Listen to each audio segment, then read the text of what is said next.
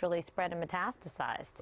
Right, absolutely. I think one of the interesting things that came out of this was, you know, who knew that terrorists actually love some of their wives? I thought that the interesting love letters to... well, yeah, love. One of them. Yeah. I found it really interesting. But what do these documents tell you about how we should be adjusting our strategy? I think that's really the bottom line question that a lot of Americans have. Well, I mean, you know, again, we could parse... We can look at the personality issues and the psychology of it all, Bin Laden sitting in there, and hopefully there's nothing actionable in the material that we're getting right now. It's all been, you know, scrubbed clean, and any leads were used, and that's a good thing.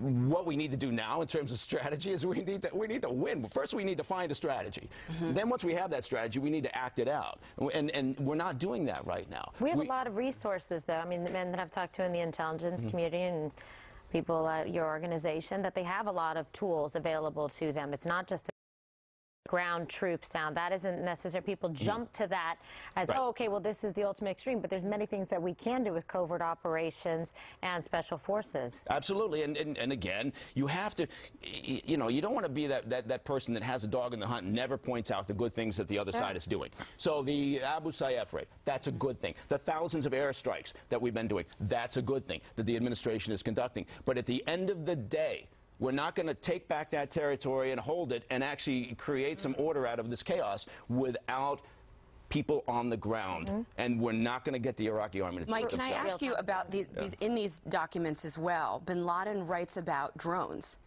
And how much he disliked drones. And he writes, they are concerning and exhausting us. I mean, this guy was a meticulous editor that really mused about all sorts of things. I mean, we're finding out. But drones specifically, I mean, besides the rise of technology, he talks about drones. What does that tell you about our fight going forward? That seems to be one of the areas that this administration is pretty comfortable with. Right, and again, giving credit where it should be. The Obama administration ramped up the drone campaign, much to the displeasure of the far left, and it's been very successful. It is a tool, and as Kimberly pointed out, you have to use all the tools. This is not a one thing or the other. This is not, we'll do an air campaign and we rule out everything else.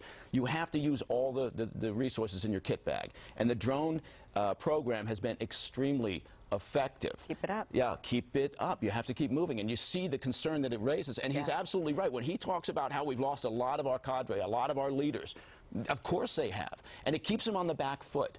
You know, the more that you can keep them guessing, we have to do that. Yeah, but Mike, it doesn't operate in and of itself. It works really well in, you know, when you pair it with intelligence, which real-time intelligence coming from actually having people on the ground, so it can be more surgical and precise. Absolutely. So you're either counting on what? You're counting on the local military, the Iraqi military, you're counting on your liaison partners, whomever they may be, the Saudis or the Jordanians or whomever, or you've got your own boots on the ground. And that's where we're lacking right now. We don't have our own personnel on the ground directing airstrikes in the most efficient manner. We're trying, but not in the most efficient manner. And at the end of the day, what do we need to be doing? We need to be doing a lot more of the Abu Sayyaf type raids, as you pointed out.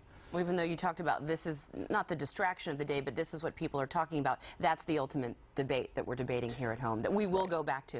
All right, Hillary Clinton finally taking reporters' questions yesterday, breaking what has been nearly a month-long media silence. But one columnist says it failed to address what he calls her credibility gap. We'll debate that. Plus, a summer rite of passage for Boy Scouts. No more. The group announcing a ban on water gun fights and limits on the size of water balloons. Yeah, water balloons. But are these rule changes really necessary? And have the Boy Scouts given in to the PC police? Rachel's got thoughts on that. Mother of 7? Yes. Wow. And 2 boys. And right after the show, catch more from the couch on the web. Join us for Outnumbered Overtime by logging onto foxnews.com/outnumbered. We've got Mike Baker here, so click the OT tab if you've got questions about what it's like